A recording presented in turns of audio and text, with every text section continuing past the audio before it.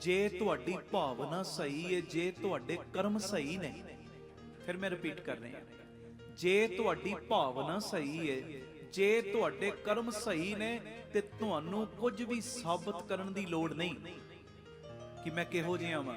हां जी, जे तुहाडी भावना सही है, जे तुहाडे कर्म सही ने, तुहानू कुछ भी फिर साबित करन दी लोड़ नहीं। लोग की सोचदे ने, की बोलदे ने, इन्हां गल्लां तो फिर डरन दी भी लोड़ नहीं। आखो धन गुरु रामदास जी, धन गुरु रामदास कुछ जी। साबित करन दी भी लोड़ नहीं। लोकी की बोलदे ने, मेरे बारे की सोचदे ने, इतों डरन दी भी लोड़ नहीं। अपने कर्म करदे रहो।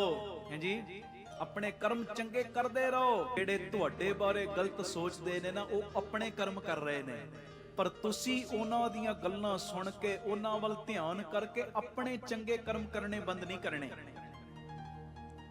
तुसी दूजियां दियां खाए लोकी की कहणगे, ਇਹ ਗੱਲ ਸੋਚ ਕੇ ਤੁਸੀਂ ਚੰਗੇ ਕਰਮ ਬੰਦ ਕਰਤੇ, ਇਹ ਤੇ ਗਲਤ ਗੱਲ ਹੈ ਨਾ।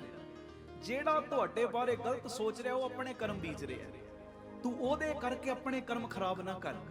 ਉਹ ਕੀ ਕਰ ਰਹੇ ਨੇ ਉਹ ਨਾ ਵੇਖ, ਮੈਂ ਕੀ ਕਰ ਰਿਹਾ ਮੈਂ ਉਹ ਵੇਖਣਾ।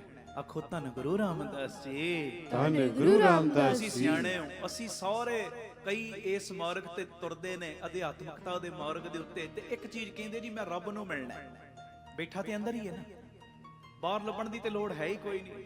ਕਾਹੇ ਰੇ ਬਨ ਖੋਜਨ ਜਾਈ, ਸਰਬ ਨਿਵਾਸੀ ਸਦਾ ਅਲੇਪਾ ਦੋਹੀ ਸੰਗ ਸਮਾਈ।